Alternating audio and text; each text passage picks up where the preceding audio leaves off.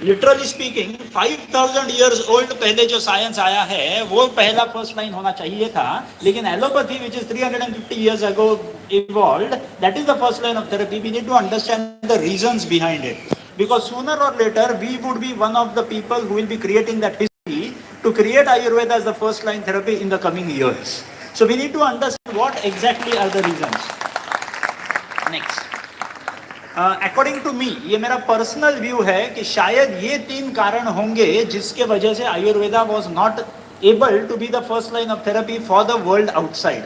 हमारे लिए ये तो हमको मालूम है कि हमारे लिए आयुर्वेद सबसे बड़ा है, इसमें कोई दो राय नहीं है. सिर्फ बाहर जो दुनिया है, जो लोगों की है, जो पहले अगर उनको हार्ट अटैक आता है, पहले अगर हार्ट डिजीज होता है, पहले डायबिटीज होता है, पहले ब्लड प्रेशर होता है, तो पहले जाकर के एलोपैथी फिजिशियंस को मिलते हैं, आयुर्वेदिक फिजिशियंस को नहीं मिलते. तो मेरी तरफ से ये शायद 3 कारण होंगे. सबसे पहला कारण lack of measurable parameters. Like for example, समझो अगर मैं एक एलोपैथिक फिजिशियन और मेरे पास एक समझो कोई पेशेंट आ जाता है, बोलता है मुझे एनीमिया है, मुझे हीमोग्लोबिन लो है, तो मैं उसको कोई गोलियां प्रिस्क्राइब कर देता हूँ, कोई इंजेक्शन दे देता हूँ. काय के लिए? तो एक certain level of haemoglobin achieve करने के लिए. उसके हीमोग्लोबिन के पैरामीटर्स फिक्स्ड होते हैं कि अभी 7 है, मैं तुमको इतनी दवाइयां दूंगा, उसके वजह से 10 या 11 हो जाएगा and I will stop your medications. So ये मेजरेबल पैरामीटर्स होने के कारण एलोपैथी के वजह से उस पेशेंट को एज वेल एज उस डॉक्टर को एक क्लियर रोड मैप मिल जाता है, क्लियर विजन मिल जाता है कि कहां तक मुझे वो दवाइयां ऑन रखनी है, कहां पे दवाइयां मुझे बंद करनी है. So maybe that is the first reason why Ayurveda would not have been the first line of therapy. Second, it was lack of availability or lack of reach. अगर हम समझो इस हॉस्पिटल से बाहर निकलते हैं, जो आयुर्वेद का मक्का मदीना है अपने महाराष्ट्र के लिए, समझो यहाँ से बाहर निकलते हैं और बाहर निकलने के बाद अगर किसी को कुछ होता है, एक्सीडेंट होता है, किसी को कुछ हार्ट अटैक आता है, तो पहला उसको लेके जाया जाएगा किसी भी एलोपैथिक फिजिशियन के पास. क्यों? क्योंकि मे बी हम लोग जो यहाँ से बाहर निकलते हैं ग्रेजुएट होने के बाद, कई हम में से लोग आयुर्वेद को उतनी जोर से अपनाते नहीं है. इसके लिए लैक ऑफ अवेलेबिलिटी और lack of reach of Ayurvedic services has gone down in the past n number of years. Maybe that would have been the second reason. And the third reason is lack of published data.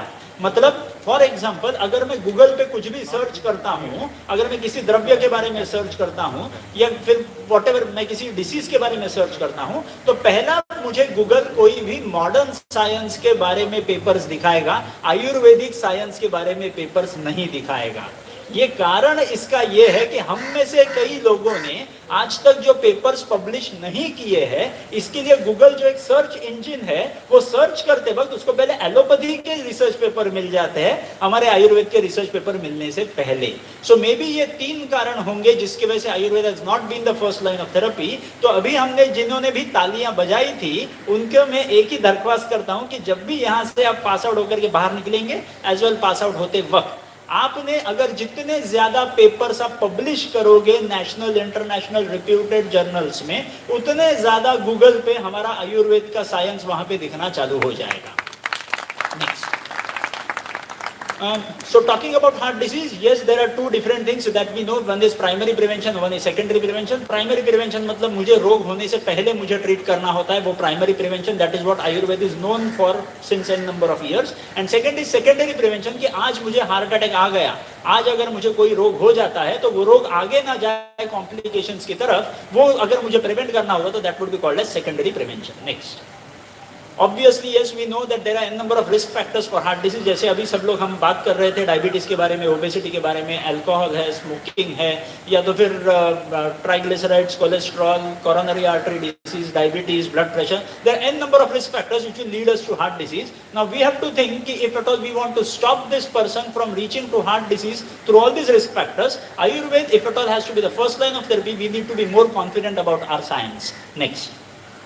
So to become more and more confident about our science, we started planning of some animal trials. Why animal trials? क्योंकि जब मैं allopathy पढ़ रहा था, तो allopathy पढ़ते वक्त मैं ये देख रहा था कि समझो अगर मुझे ब्लड प्रेशर को ट्रीट करना है, तो एलोपैथी साइंस में हमको बताया जाता है कि एलोपैथी में आपके पास एंटी हाइपरटेंसिव नाम के बहुत सारे क्लासेस ऑफ मेडिसिन होते हैं, जैसे एंजियोटेंसिन कन्वर्टिंग एंजाइम इनहिबिटर होता है, बीटा ब्लॉकर होता है, कैल्शियम चैनल ब्लॉकर होता है. ऐसे बहुत सारे एविडेंसेस होते हैं हमारे पास ये देखने के लिए कि allopathic drug is working in this mechanism of action. अगर हमारे आयुर्वेदिक द्रव्यों के बारे में भी हम अगर मैकेनिज्म ऑफ एक्शन अगर हम समझ लें तो शायद हमारे द्रव्यों पे हमारा विश्वास द्विगुणित हो सकता है. Hence we plan to do an animal trial for each and every part of it. Hence, as we went ahead, next, whatever as what sir said, I had inherited much amount of knowledge from my father, and whatever I inherited, I tried to put it out in a single package and try to put it ahead in the name of Madhav Bhag. And many a times I have been asked, why is it named as Madhav Bhag? Because my full name is Dr. Rohit Madhav Sane, hence dedicated to him. Next. So, when we tried out anti-hypertensive herbs, जब मेरे दिमाग में वो सवाल था कि आयुर्वेद में भी ऐसे हर्ब्स है जो ग्रंथों में बोले गए हैं कि इनके वजह से ब्लड प्रेशर कम होता है, तो ये द्रव्यों में और हमारे एलोपैथी के द्रव्यों में कोई साम्य हो सकता है क्या? क्योंकि बॉडी तो एक ही है, वो द्रव्य भी वही होगा जो एलोपैथी का द्रव्य है. For example reserpine, which was the best acting anti hypertensive medicine from allopathy, it is nothing else but Sarpagandha. The best acting cardiotonic medicine called as digitalis is nothing else but रुतपत्री. ऐसे बहुत सारे अगर allopathy हम लोग द्रव्य देखेंगे, allopathy के medicine देखेंगे, they have derived from Ayurveda and nothing else. So we plan to see whether these dravya which have been explained in Ayurvedic text must be having some mechanism of action like what we have explained in allopathy medicines. Hence we tried out for anti-hypertensive herbs, and the things are there in front of us. Next. So these herbs which we tried out for n number of animal trials, this was the inference that we came up with. You can see that n number of dravya which have been explained in Ayurvedic text, many of them are beta blockers, many of them are angiotensin converting enzyme inhibitors, many of them are calcium channel blockers, many of them are diuretics, many of them are vasodilators. So you could just understand that every dravya what has been explained in our text has a typical mechanism of action which can be explained in today's language also. So this was how we came up with improving the confidence on our own dravya. Next. Same way we plan to go ahead with diabetes management. Diabetes manage जब हम करते हैं, तब हम जब allopathy की किताबें पढ़ते हैं, तब हमको मालूम है ओरल हाइपोग्लाइसेमिक एजेंट जो होते हैं, सल्फेनिलुरियाज होते हैं, बाइगवानाइड्स होते हैं, बहुत सारे ग्लिप्टिन्स करके आए हैं. तो ये सारे द्रव्य जो है, ये सारे जो मेडिसिन एलोपैथी में बोले हुए हैं, आयुर्वेद में तो 5000 सालों पहले बताए गए हैं. तो हमको उनके मैकेनिज्म ऑफ एक्शन ढूंढने थे. Hence we went ahead. Next. We could see that n number of dravyas, there were n number of more dravyas which we had tried. अभी स्लाइड छोटी पड़ गई, इसके लिए मैंने आपको दिखने के लायक फॉन्ट लिखना है, इसके लिए इतना दिखाया है. लेकिन if at all you could see, there are n number of dravyas which have a typical designated mechanism of action. Few of them reduce down the insulin resistance, few of them increase the insulin secretion, few of them reduces down the absorption of glucose from your gut. So there are n number of herbs explained text which can be used for diabetes management by improving the confidence on our knowledge. Next. हमेशा ये सवाल पूछा जाता है कि अगर आप heart पे काम करते हो तो ब्लॉकेजेस तो आपने ट्रीट किए होंगे ही, तो ब्लॉकेजेस ट्रीट करने के लिए आप क्या कर सकते हो, कोई द्रव्य है क्या, वगैरह वगैरह, ये नॉर्मल से सवाल पूछे जाते हैं. तो हमने वही एनिमल ट्रायल करके दिखा दिया था. तो next good. So over here, if at all you could see the top upper two slides, you could see there are n number of arrows which are shown. The upper two slides, ये जो slides ऊपर और नीचे के जो है, ये animal के slides है, हिस्टोपैथोलॉजी के slides है. जो हिस्टोपैथोलॉजी हमको फर्स्ट ईयर में सिखाई जाती है, जिसको हम नॉर्मली भाग जाते हैं, तो वो हिस्टोपैथोलॉजी के स्लाइड्स है ये, जिसमें ऊपर के दो स्लाइड्स है. These are slides of animals which were fed with high fat diet.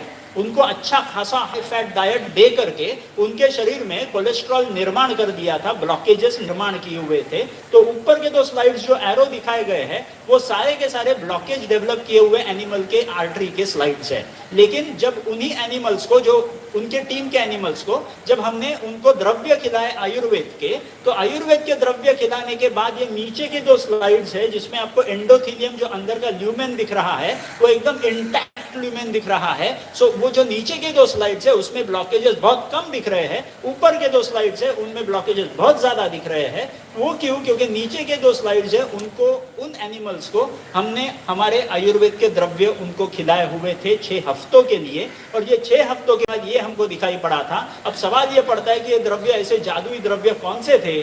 तो the answer was very simple. Next. The द्रव्यस are there in front of you. If at all you could see, these are dravyas which have been explained in our text in so many years as such, and all of them are amla dravya, amla rasatmak dravya, which have been mentioned to be rudya in their action. So in this way, we could identify n number of dravyas which have a very good mechanism action which have been explained in our text 5,000 years ago. Next. So, with the help of this knowledge, we plan to have a chain of clinics. So, अभी जो 130 से भी ज़्यादा clinics वहाँ पे लिखे हुए हैं, this is a presentation which I had prepared maybe about 8-10 months ago, and now we are about 214 clinics all over the nation. We are present in Maharashtra, Madhya Pradesh, Uttar Pradesh, Gujarat, Goa, and Karnataka. So we have more than 350 Ayurvedic doctors like you, and we have more than about we have more than 1 lakh ECGs going on. We have more than about 1 lakh 44 Panchakarma procedures going on every year. Next. So based on this, what have we inferred is अब ये जो पूरे के पूरे treatments हम पंचकर्म के treatments जो हम हमारे क्लिनिक्स में करते हैं, ये सारे के सारे ट्रीटमेंट्स जो होते हैं, इनके पीछे कोई लॉजिक होना चाहिए, क्योंकि एक मॉडर्न मेडिसिन वाला आदमी अगर आकर के पूछता है कि आपके आयुर्वेद में कोई एविडेंस है क्या, तो ये एविडेंस दिखाने के लिए बहुत जरूरी होता है. Hence chronic heart failure like of condition in cardiovascular diseases, like for example किसी को चलते वक्त, सीढ़ियाँ चढ़ते वक्त, दौड़ते वक्त अगर हाफना पड़ता है, सीढ़ियाँ चढ़ते वक्त उसको दम लगता है, तो that is called as chronic heart failure. And that chronic heart failure was we tried for, and a typical panchakarma procedure that we coined a name called as Sampurna Hriday Shuddhikaran. We plan to conduct the trial of this Sampurna Hriday Shuddhikaran on these chronic heart failure patients. ये जो trial हुआ था, ये 1 patient, 2 patient, 10 patient, 100 patient पे नहीं हुआ था. ये ट्रायल जो हुआ था 690 पेशेंट्स पे ये ट्रायल हुआ था. And the trial here goes ahead. Next. And this trial had come, was published in the world's topmost medical journal called as Lancet, जो भारत का या मे बी पूरे दुनिया का सबसे ऊपर का माना हुआ जर्नल है फॉर द मेडिकल फील्ड, जिसमें एलोपैथी के पेपर सबसे ज्यादा पब्लिश होते हैं. This was the first ever Ayurvedic research paper to be published in the Lancet, and that was the credit for Ayurveda. Next. जब हमने वहां पे जाकर के ये पेपर पब्लिश किया, ऑब्वियसली बहुत सारे होशियार लोग वहां पे बैठे हुए थे, जैसे अभी भी यहाँ पे बैठे हुए हैं, तो उन्होंने हमको ये सवाल पूछा था कि आपने ये जो सब कुछ किया है, ये तो हमने मान लिया कि ये सब हार्ट फेलियर वगैरह वगैरह ठीक हो रहा है, नो प्रॉब्लम फॉर इट. उनके 2 सवाल थे कि ये जो ट्रायल आपने किया था, ये रिट्रोस्पेक्टिव था, मतलब सारे पेशेंट को ठीक करने के बाद आपने ये डेटा प्रेजेंट किया है, और दूसरी चीज थी कि ये सब करने के बाद उनका इजेक्शन फ्रैक्शन बढ़ता है क्या, ये सवाल. तो पहला सवाल जो था उनका वो ऐसा था कि रिट्रोस्पेक्टिव ट्रायल, मतलब सारे पेशेंट ठीक होने के बाद आपने डेटा प्रेजेंट किया है, शायद आपने कुछ गोलमाल भी किया होगा. हमको कैसे पता कि आपने सब कुछ सही किया है, कुछ तो इसमें गोलमाल हो सकता है. We accepted to that thing and we came back and we plan to conduct a newer trial. Next.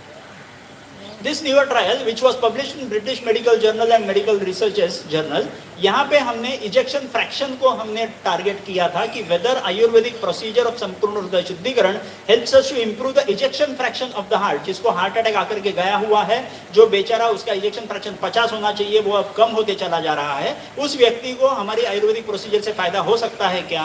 तो ये जो ट्रायल थी, ये ट्रायल भी हमारी पब्लिश हुई थी. नेक्स्ट. तो यहाँ नेक्स्ट, इसमें अगर आप देखेंगे जो जिनका ट्रायल से पहले जिनका इजेक्शन फ्रैक्शन 39% था, वो ट्रायल के साधारण 1 महीने के बाद फिर से 2D इकोकार्डियोग्राफी करके देखा था, तो the ejection fraction had improved to 45%, and this trial was published in British journal medicine and medical research. Next.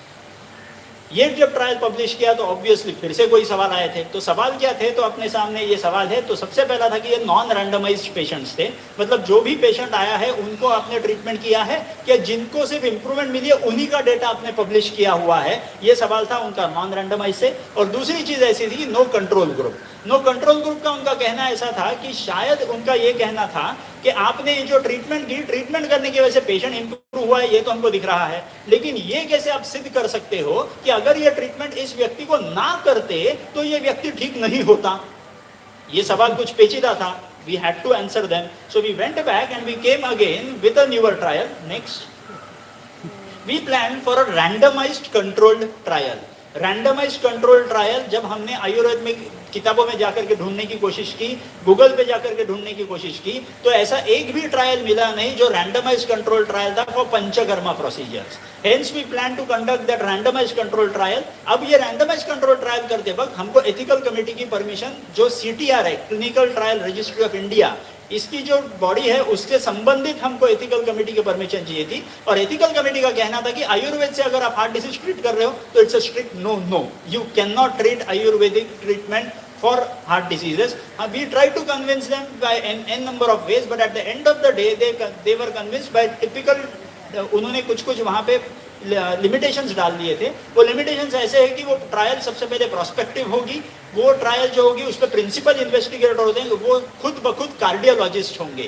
Cardiologist के सिवाय ये ट्रायल नहीं चल सकती, क्योंकि उनका कहना था कि हम शायद कुछ ना कुछ तो गोलमाल कर देंगे. कार्डियोलॉजिस्ट जो होंगे वो कार्डियोलॉजिस्ट अच्छी तरह से ये जांच करेंगे कि whether this patients are really into chronic heart failure and the treatments that you give is really effective और नॉट. तो वहां पे हमने देखा कि उन्होंने बताया था कि ये ट्रायल एक ही जगह पे नहीं करेंगे, ये मल्टी सेंट्रिक होनी चाहिए, ताकि एक जगह पे आदमी ठीक हो रहा है और दूसरे जगह पे अगर ठीक नहीं हो रहा है तो you can come to an inference that thing is not working. Hence this was a multi centric trial and as we planned ahead there were two groups in this whole trial, arm A, arm B. Arm A जो था, जहां पे आपको दिख रहा है, arm A जो था जिसमें हमने हार्ट फेलियर रिवर्सल थेरेपी, संपूर्ण हृदय शुद्धिकरण, जो हमने नाम कॉइन किया था जब मैं बाहर के देशों में जाता था ये प्रेजेंट करने के लिए, people could not spell out this name. Hence we tried to coin up a new name called as heart failure reversal therapy for this संपूर्ण हृदय शुद्धिकरण. That is what this trial for. Heart failure reversal therapy जो हमने ये arm ए में की थी, ethical committee का कहना था कि आर्म ए में ये जो आप पेशेंट्स लोगे, ये पेशेंट्स को एलोपैथी के ट्रीटमेंट आपने बंद नहीं करने हैं. तो एलोपैथी के ट्रीटमेंट दोनों आर्म्स में चालू रहेंगे. आर्म ए में इस एलोपैथी ट्रीटमेंट के साथ आप करोगे आपकी Ayurvedic treatment. So arm A जो था उसमें heart failure reversal therapy of Ayurveda plus conventional allopathic medicine, while arm B में जो था वो सिर्फ एलोपैथिक मेडिसिन. अब ये दोनों ग्रुप में हमको कंपेयर करना था. कंपेयर काय पे करना था? तो नेक्स्ट अमेरिकन हार्ट एसोसिएशन ने, नेक्स्ट बस, अमेरिकन हार्ट एसोसिएशन ने यह बताया गया है कि VO2 max, volume of oxygen consumed by your body every minute, is your perfect parameter to जज whether this chronic heart failure patient is improving और नॉट. अगर समझो मुझे हार्ट अटैक आता है और हार्ट अटैक आने के बाद अगर मेरा VO2 max अगर 35 से कम है तो मुझे हार्ट अटैक के खिलाफ बचने के चांसेस मेरे बहुत कम है. लेकिन अगर मेरा VO2 max 35 से भी ज्यादा हो जाता है तो मेरे हार्ट अटैक के खिलाफ लड़ने के मेरे चांसेस ज्यादा हो जाते हैं मेरे हार्ट के, and death due to heart attacks reduce down if at all my VO2 max is higher. So VO2 max was the individual predictor of quantity of life, जो अमेरिकन हार्ट एसोसिएशन ने बोला हुआ था कि यही parameter लेना है. इस पैरामीटर पे अगर आपके पेशेंट्स इंप्रूव होते हैं तो ये पेशेंट इंप्रूव्ड है. Hence we plan to conduct this trial. Next the trial arm A, जिसमें हमने ये देखा था कि आर्म ए में जो हार्ट पेशेंट जो थे जिनमें हमको ये देखना था कि उनकी VO2 max कितनी इंप्रूव हुई है. तो ये थोड़ा सा आर्म बी आर्म ए यहाँ पे गलत हो गया है. ये जो अभी आ रहे हैं वो आर्म बी के बारे में है. तो आर्म बी में 2.88 ml पर kg बॉडी वेट की इंप्रूवमेंट दिखाई पड़ी थी 6 हफ्तों के एलोपैथी के ट्रीटमेंट के बाद, और उसके बाद जो हमको दिखाई पड़ी थी 18 हफ्तों के बाद वो 4.98 ml की इंप्रूवमेंट दिखाई पड़ी थी VO2 max में. तो VO2 max मेरा जितना बढ़ता चला जाएगा उतना बेहतर रहता है. तो जिनको एलोपैथी की ट्रीटमेंट चालू थी, एलोपैथी के ट्रीटमेंट की वजह से 6 हफ्तों में 2.88 ml का VO2 max बढ़ा था, और 18 हफ्तों के बाद उसी एलोपैथी के ट्रीटमेंट के बाद 4.98 ml का VO2 max बढ़ा था. लेकिन जिनको आयुर्वेद की ट्रीटमेंट चालू थी, ऐसे लोगों में अगर देखा जाए तो नेक्स्ट जो हमको ट्रीटमेंट की इफेक्टिविटी दिखी थी, आयुर्वेदिक ट्रीटमेंट जहां पे जोड़ा जाता है, उनकी इंप्रूवमेंट 8.36 ml पर kg बॉडी वेट की थी, और 18 हफ्तों के बाद वो इंप्रूवमेंट हमको 9.47 ml की बॉडी वेट की हमको इंप्रूवमेंट दिखाई पड़ी थी. So what has been proved is if at all Ayurveda is been amalgamated with allopathic treatments, conventional treatments for the time being, the effectivity of Ayurvedic treatments can improve many fold, and this can help our nation to get out from the clutches of heart disease that is going to take the whole stride in the coming years. Next. So, as we came up with the data, the cardiologists themselves published this research paper in their own journal called The Heart, which is an official publication of cardiological society of India. मतलब भारत के जो 5000 cardiologist आज है, भारत में सिर्फ 5 से 5,500 cardiologist है, और ये 5 से 5,500 कार्डियोलॉजिस्ट का एक ही ऑर्गेनाइजेशन है, that is cardiological society of India. उनका एक ही ऑफिशियल पब्लिकेशन है, that is the Indian heart journal. और ये इंडियन हार्ट जर्नल में उनका सिर्फ एक ही आयुर्वेद का पेपर आज तक पब्लिश हुआ है, and that was related to Sampoorna Hriday Shuddhikaran और heart failure reversal therapy. Next. So as we went ahead, उन्होंने हमको पूछा कि इस्चेमिया कम होता है क्या, हार्ट फेलियर ठीक है, चलो ठीक हो जाता है, नो प्रॉब्लम, हार्ट का इस्चेमिया कम होता है क्या, तो इस्चेमिया के लिए हमने फिर से एक ट्रायल कर दी, जिसमें next we plan to have an assessing parameter called as myocardial perfusion imaging या SPECT myocardium, जिसका हम लोग देखते हैं न्यूक्लियर कार्डियोलॉजी की एक टेस्ट करके। नेक्स्ट, यहाँ पे हमको दिखाई पड़ा कि एंजियोप्लास्टी अगर हम करते हैं तो एंजियोप्लास्टी के बाद साधारण हमारी इंप्रूवमेंट जो होती है वो 33% रिडक्शन ऑफ इस्चेमिया, मतलब मेरे हार्ट को जो खून का सप्लाई कम पड़ा था वो हार्ट का सप्लाई बढ़ता कितना है एंजियोप्लास्टी के बाद, तो 33% बढ़ता है। कितने महीनों के बाद, तो 18 महीनों के बाद। सो 18 महीनों के बाद एंजियोप्लास्टी में के बाद 33% की इंप्रूवमेंट दिखाई पड़ती है। तो हमने जो ट्रीटमेंट की थी, नेक्स्ट, यहाँ पे ऐसा दिखाई पड़ा था, नेक्स्ट, दैट एंजियोप्लास्टी में जो 33% की इंप्रूवमेंट मिलती है वो आयुर्वेद के अपने ट्रीटमेंट से 30% की इंप्रूवमेंट मिलती है। फर्क ऐसा था कि एलोपैथी की ये जो ट्रीटमेंट है एंजियोप्लास्टी, उसको लगते हैं 18 महीने पेशेंट को ट्रीट करने के लिए, आयुर्वेद की जो ट्रीटमेंट होती है वो 3 महीनों में उसने 30% की इंप्रूवमेंट दिखा दी थी।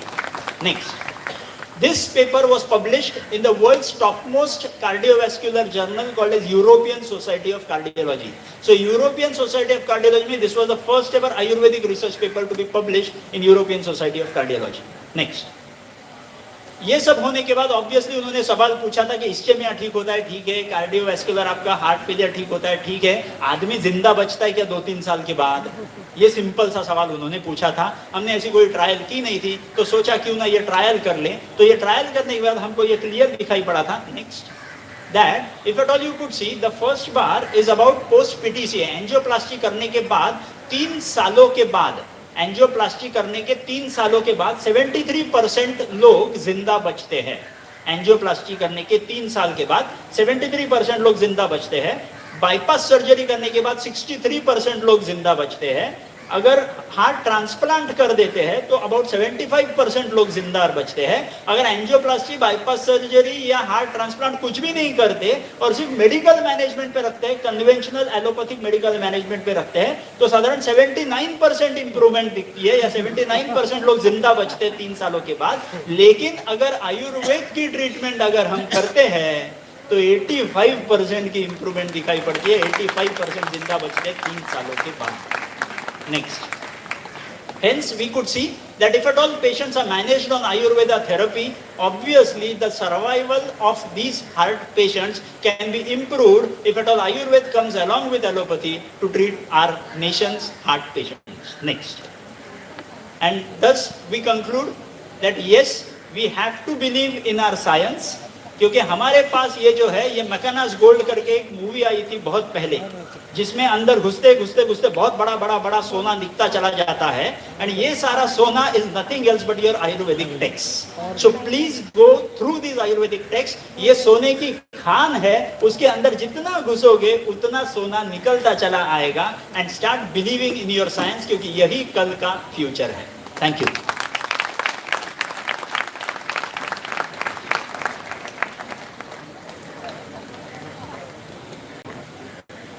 बहुत बहुत धन्यवाद sir. It was a very